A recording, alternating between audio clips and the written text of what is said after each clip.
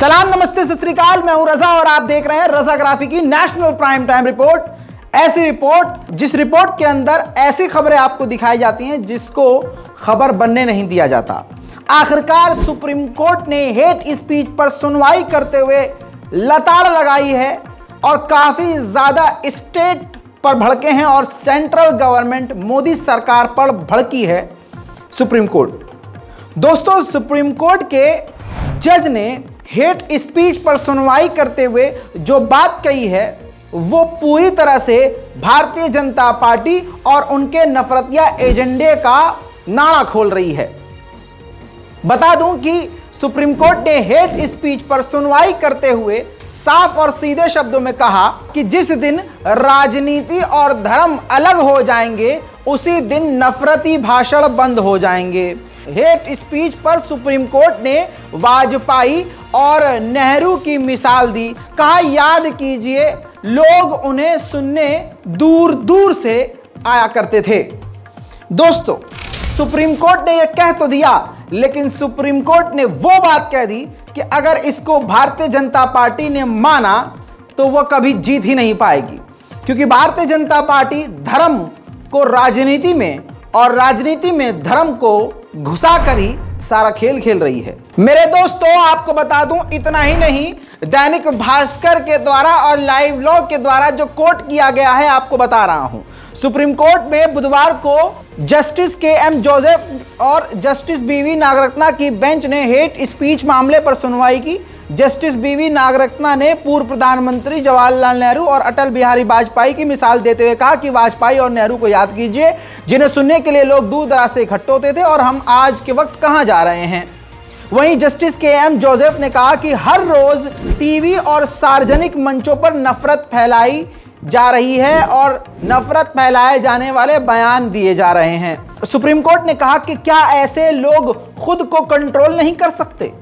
अब यहां पर मैं माननीय सुप्रीम कोर्ट से सहमत नहीं हूं। माननीय सुप्रीम कोर्ट ने यहां पर कहा है कि क्या ऐसे लोग खुद पर कंट्रोल नहीं कर सकते।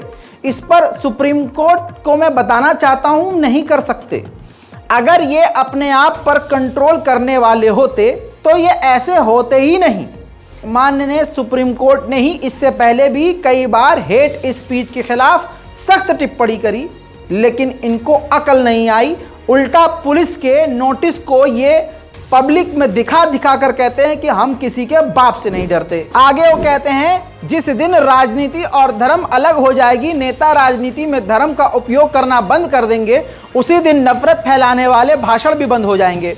लाइव लॉ के मुताबिक जस्टिस जोसेफ ने मामले में राज्य सरकार के रवैये पर तल्ख और खतरनाक टिप्पणी करी। उन्होंने कहा, राज्य नपुंसक है। ओफो, राज्य को नपुंसक कह दिया और कहा कि वे समय पर काम नहीं करते। अब राज्य ऐसे मामलों पर चुप्पी साध लेंगे तो फिर उनके होने का मतलब क्या है। दोस्तों, इससे बड़ी बात सुप्रीम कोर्ट क्या कहेगा। राज्य को नपुंसक करार देते हुए गुस्सा जाहिर किया है। हेट स्पीच पर लगाम लगाने के लिए महाराष्ट्र सरकार विफल।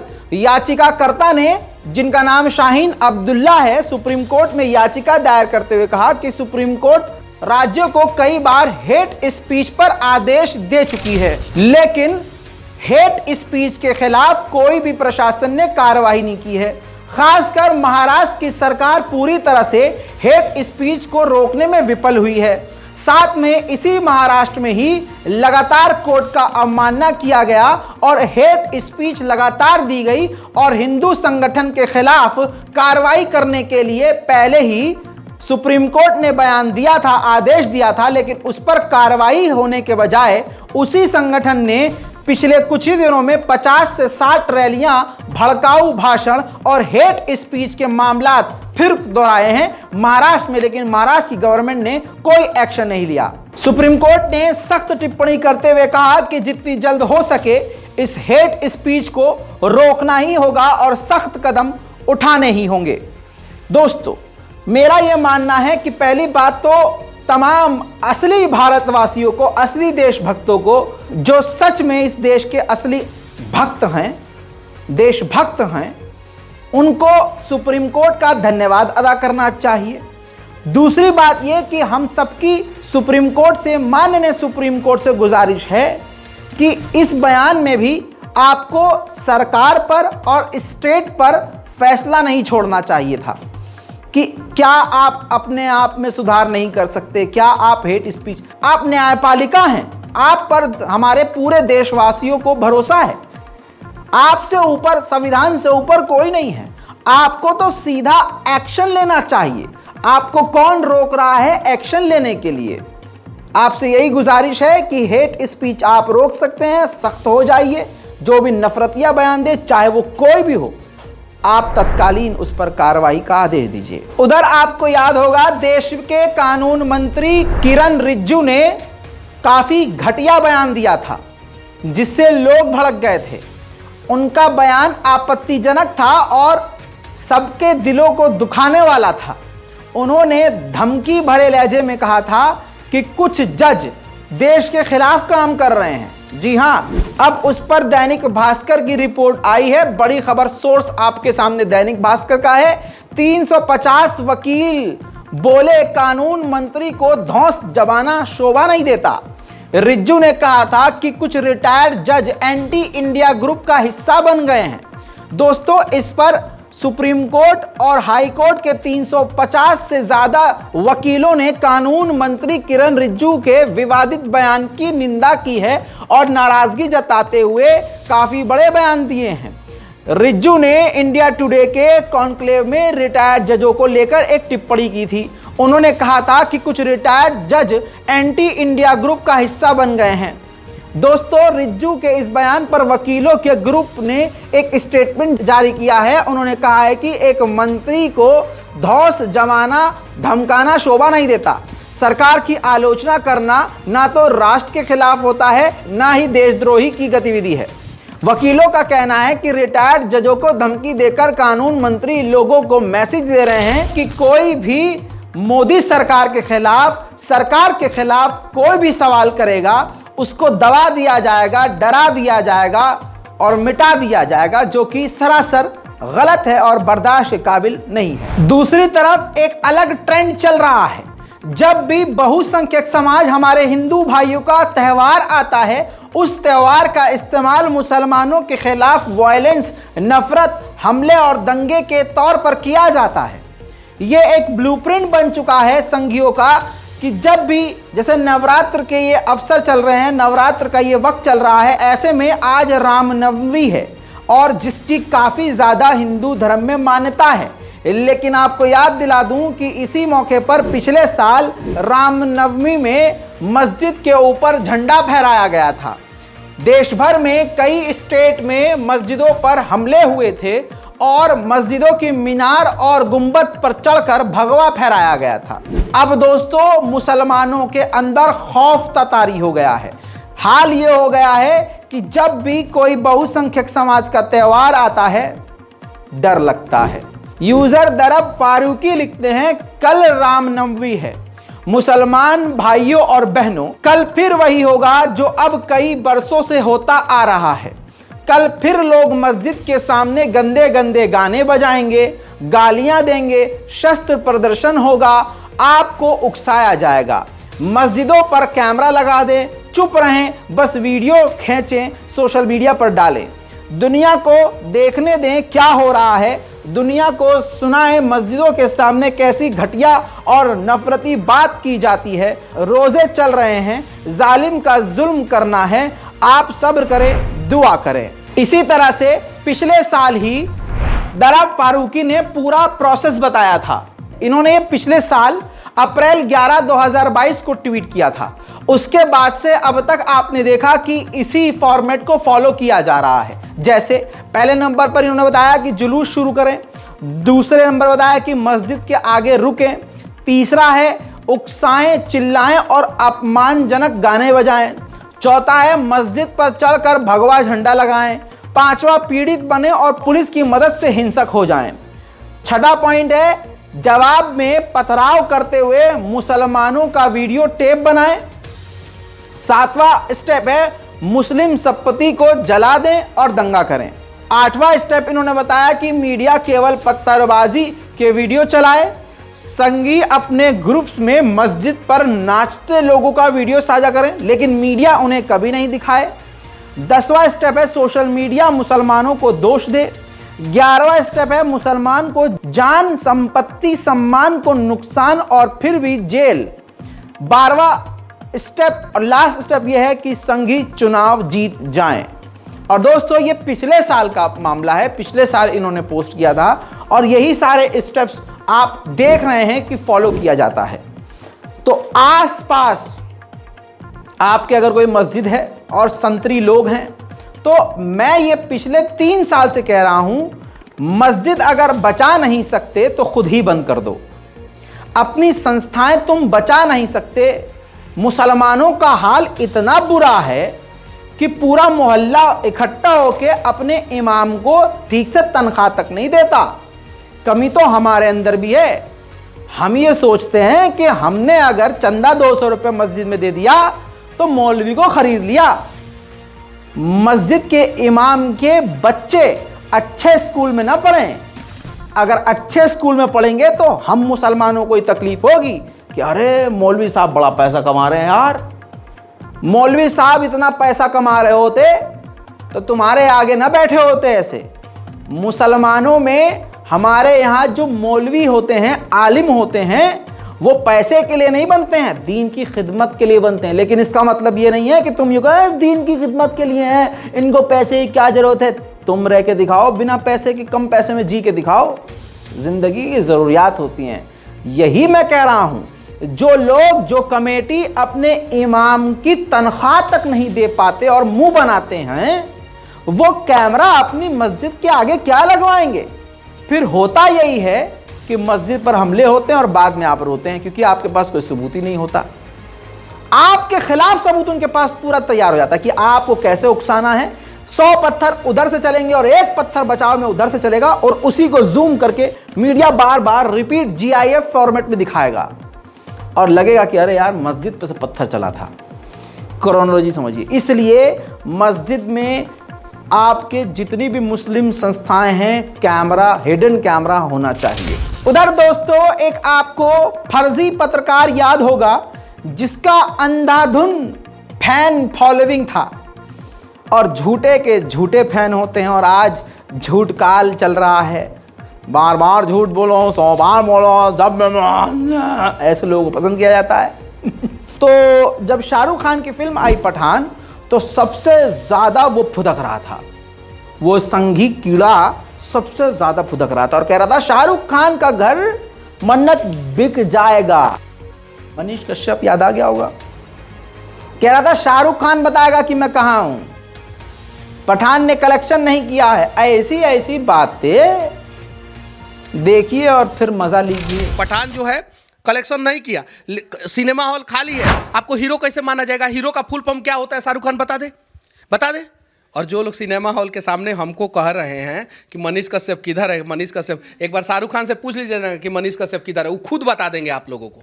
खुद आतंकवादी कौन है? जॉन इब्राहिम, भारतीय सेना का जवान। वाह रे वाह, प्रोपेगेंडा फैलाने वाले, जुत्ता से मारेंगे तुम लोगों को। देश को भी बदनाम किया है सभी सब। इसमें डी कंपनी का पैसा लगा हुआ है, दाऊद इब्राहिम के कंपनी का पैसा लगा हुआ है। तो ISI को तो अच्छा दिखाया जाएगा ना, पाकिस्तान को अच्छा दिखाया जाएगा ना। तो शाहरुख खान चिंता मत कीजिए, अभी 2 दिन आपका, बाकी दिन हम लोगों का। बाकी दिन तुम्हारा, हाँ तुम्हारा ही दिन है और वो तुम्हारा दिन जेल में कट रहा है। और हर छेद से तुम माफी मांग रहे हो, हर छेद तुम्हारा लुपलुपा रहा है और रोते रोते कह रहे हो अरे माफ कर दीजिए। झूठ बोल रहा है। तमिलनाडु पुलिस से भी और तो और बिहार की पुलिस से भी अपना मोबाइल नहीं दे रहा है क्योंकि ऐसे फेक वीडियोस अक्सर वो बनाया करता था। ताजा जानकारी दे दूं, जो शाहरुख खान को बदनाम कर रहा था, मुसलमानों के खिलाफ गुस्से में बौखलाया हुआ था, जो नफरत का प्रोपेगेंडा चला रहा था, जो चैलेंज शाहरुख खान को कर रहा था, आज वो जेल में है। दोस्तों वक्त वक्त का पहिया होता है, ज्यादा फुदकना नहीं चाहिए। ये देखिए, ये वही मनीष कश्यप है जो कह रहा था कि शाहरुख खान को पाकिस्तान जाने पर मजबूर कर देंगे, जो कह रहा था कि मन्नत बिक जाएगा उसका। सोर्स के मुताबिक खबर यह है कि ये खुद जेल से बचने के लिए देश छोड़ने की तैयारी कर रहा था, शाहरुख खान से घर छुड़वा रहा था और खुद ही मजबूर हो गया देश छोड़ने के लिए, लेकिन पुलिस ने नैरेटिव पकड़ ली। दोस्तों, ताजा रिपोर्ट के मुताबिक आपको बता दूं कि मनीष कश्यप के ऊपर दर्जनों केस पुलिस ने दर्ज किए हैं, रिमांड पर लिया गया है और इतना ही नहीं 14 दिन की रिमांड पर भेजा गया है। तमिलनाडु की पुलिस इनको उठा कर ले गई है। बिहार के बाद अब तमिलनाडु पुलिस इनसे पूछताछ करेगी। जी हाँ, हालात इनके काफ़ी हवास बाख्ता हैं। तस्वीरों में देखिए, तमिलनाडु इनको पूरे जोश खरोश के साथ ले जाया गया है। ये वही शख्स है, ध्यान से देख लीजिए, जो अभी कई दिन की रिमांड पर थे। 63 लाख इनके यूट्यूब पर सब्सक्राइबर थे। अल्लाह जाने या मोदी जी जाने आखिर ये क्यों फेक न्यूज़ फैला रहा था, जबकि न इसके पास पैसे की कमी थी, न इनके पास किसी चीज़ की कमी थी। लेकिन कहते हैं ना, जब ज़्यादा ईश्वर दे देता है तो आदमी पगला जाता है। 2 स्टेट तमिलनाडु और बिहार के बीच में ये एक तरह से जंग की नौबत ला चुका था, पूरी तरह से फर्जी न्यूज़ चलाकर। कई सारे यानी 13 से 14 केस बिहार की पुलिस ने दायर किए हैं और इससे ज़्यादा तमिलनाडु की पुलिस ने केस दायर किए हैं। अब पुलिस आप देख रहे हैं, तमिलनाडु की पुलिस है, बहुत ही खूबसूरत अंदाज में इनको गिरफ्तार करके बिहार से लेकर यहाँ पहुँचे हैं तमिलनाडु, और बड़ी खूबसूरत अंदाज में इनको अब कोर्ट में पेश किया जाएगा और जल्द जो है और भी नई चीज़ें सामने निकल के आएंगी। ये वही शख्स हैं जो शाहरुख खान को बर्बाद उजाड़ने की बात कर रहे थे। हाल में ही मैंने आपको दिखाया था कि किस प्रकार से ये एंटी मुस्लिम बातें भी अपने वीडियोस में करते हुए नजर आए हैं। इसी के साथ दोस्तों, अब वक्त है संस्कारी लोगों की संस्कारी खबरों का। खबर यह है कि जहां पर इस देश में माननीय प्रधानमंत्री मोदी जी हमारे प्रधानमंत्री माननीय मोदी जी इस देश में महिलाओं के सम्मान के लिए लगातार प्रोग्राम करवा रहे हैं। ऐसे में नोएडा में एक खबर तेजी से आती है कि फेसबुक पर, सोशल मीडिया पर एक लड़की का फेक अकाउंट बनाकर उसको परेशान कर रहा है कोई शख्स। इतना ही नहीं, उस लड़की की एडिटेड वीडियो और एडिटेड गंदी फोटो के साथ उस लड़की का नंबर भी शेयर कर दिया, जिसकी वजह से लड़की को पूरे देश भर से गंदे गंदे फ़ोन कॉल पहुंचने लगे। जिसके बाद नोएडा पुलिस पर जाकर जब कंप्लेन की गई तो नोएडा पुलिस ने तत्कालीन प्रभाव से तुरंत इस पर एक्शन लिया। तो जब जांच की गई तो पास के ही नोएडा में ही जो सनातन धर्म से पंडित जी थे उस मंदिर में, शिव कुमार मिश्रा, जी हाँ मिश्रा जी, मंदिर के पंडित पकड़ने में आए। नोएडा पुलिस ने गिरफ्तार कर लिया मंदिर के पंडित को। अब जो विक्टिम थी उसने पहचाना और कहा कि हाँ यही तो है जो पिछले 6 महीने से मुझे धमकी दे रहा है। पंडित जी सनातन धर्म के होके, ऊंची जाति के होके, हिंदू ही लड़की को पिछले 6 महीने से धमकियों क्यों दे रहे थे और धमकी के एवज में वो लड़की से क्या मांग रहे थे, ये तमाम धार्मिक लोग जाने। भाई ये हमारे यहाँ का मामला तो है नहीं, ठीक है भाई, कि हम पूछ के बताते हैं, आप लोग पूछ लीजिएगा। खबर ये है कि अब वो गिरफ्तार हो चुके हैं पंडित जी, और इस पर गोदी मीडिया पूरी तरह से खामोश है। बहुसंख्यक समाज के लोग यहाँ नहीं कहेंगे कि हिंदू थतले में, अल्लाह हिंदू थत में थतले में है, लेकिन तुम्हारी ही वजह है भाइयों बहनों। दोस्तों, इसी के साथ एक और संस्कारी खबर आपके सामने रख रहा हूं और उम्मीद करता हूं कि इस रिपोर्ट को ज़्यादा से ज़्यादा आप शेयर करेंगे। अगर आप हमारे चैनल पर नए हैं तो हमारे चैनल को सब्सक्राइब करेंगे ताकि आपको सही खबर सही समय पर मिल जाए।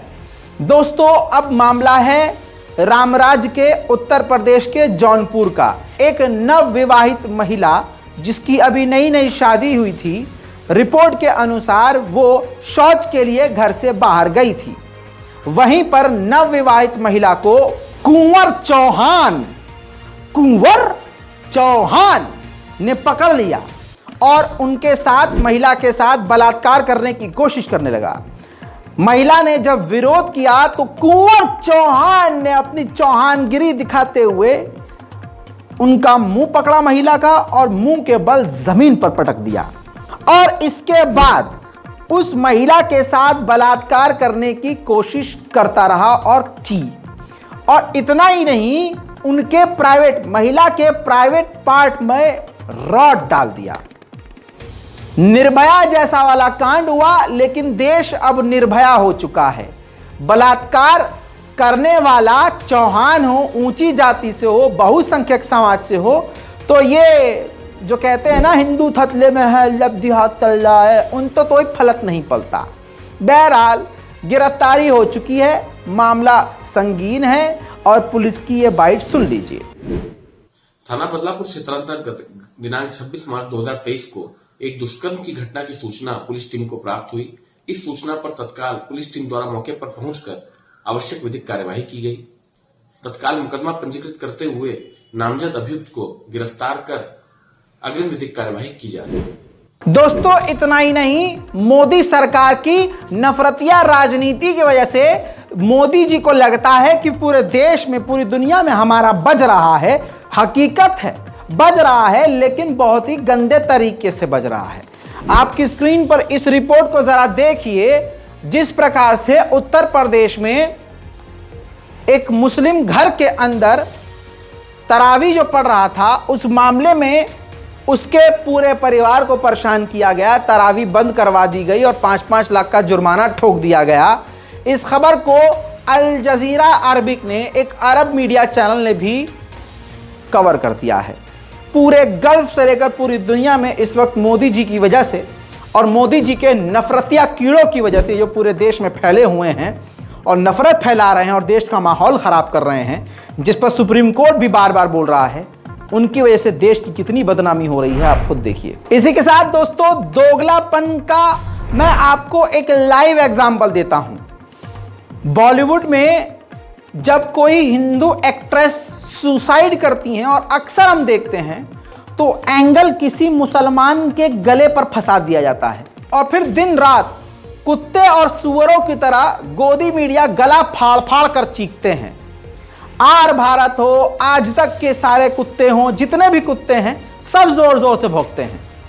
लेकिन वहीं जब मामला ऐसा हो कि किसी बहुसंख्यक समाज की वजह से, बहुसंख्यक समाज की बेटी ने सुसाइड कर लिया, तो ये सारे भौंकने वाले कुत्ते ऐसे चुप हो जाते हैं कि इनको ताज़ी ताज़ी हड्डी किसी ने मुंह में चूसने को दे दी हो।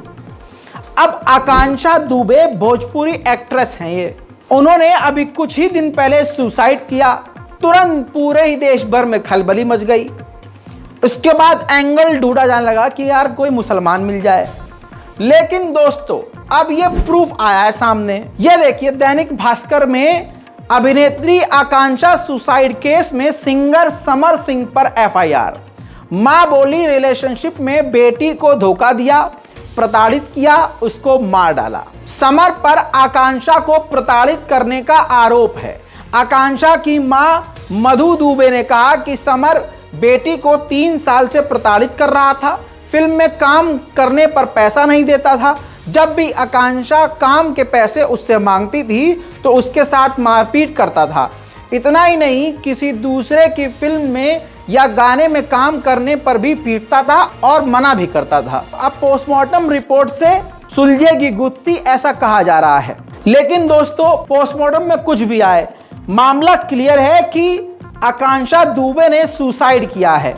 सुसाइड का वीडियो फोटो मौजूद है, लेकिन मैं आपको दिखा नहीं सकता। लेकिन इस खबर पर बहुसंख्यक समाज का वो सड़ा हुआ अंग जो हर बात में कहता है कि ये जिहाद चल रहा है और ये कद्दू जिहाद चल रहा है, इस वक्त अपने मुंह में पैखाना जिहाद लेकर चुप बैठे हैं, खामोश।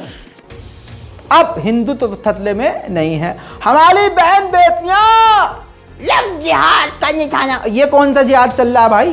खैर कहना यही चाहूंगा, हाल मुसलमान का ये है कि हम आह भी भर दें तो हो जाते हैं बदनाम।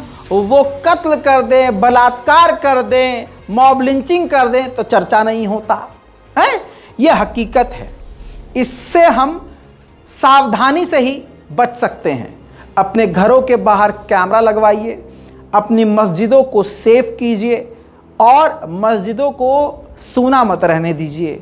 सीसीटीवी लगाइए, सिक्योरिटी लगाइए और इतनी ऊंचाई पर लगाइए, नाइट विजन लगाइए, ऊंचाई इतनी होनी चाहिए कि कोई भी आतंकवादी भगवा गुंडा आकर उसको तोड़ ना सके। इतना ध्यान रखिएगा। आप अपने ही समझदारी और बलबूते से बड़ा कांड होने से देश में रोक सकते हैं। वो हमें उकसाएंगे, हमें सब्र करना है। वो हमें मारने पीटने के बहाने ढूंढेंगे, हमें बर्दाश्त करना है। बाकी जब पानी सब्र से ऊपर हो जाएगा तो अल्लाह अल्लाह खैर सल्लाह। इस पूरी रिपोर्ट पर अपनी राय कमेंट में ज़रूर लिखिए। इस देश में अमन शांति के लिए दुआ कीजिए। रमज़ान का पाक महीना है, ऐसे मौके पर ऐसा हो ही नहीं सकता जब रहमत के दरवाजे सारे खुले हों और पूरे देश भर के मुसलमान ज़ारो कतार 24 घंटे दिलो जान से अगर दुआ मांगे तो अल्लाह ना सुने। ऐसा हो ही नहीं सकता। मेरे मुल्क के लिए, अपने मुल्क के लिए, शांति अमन के लिए दुआ कीजिए और कोशिश कीजिए दिमाग और आँख खुला रखें। जय हिंद।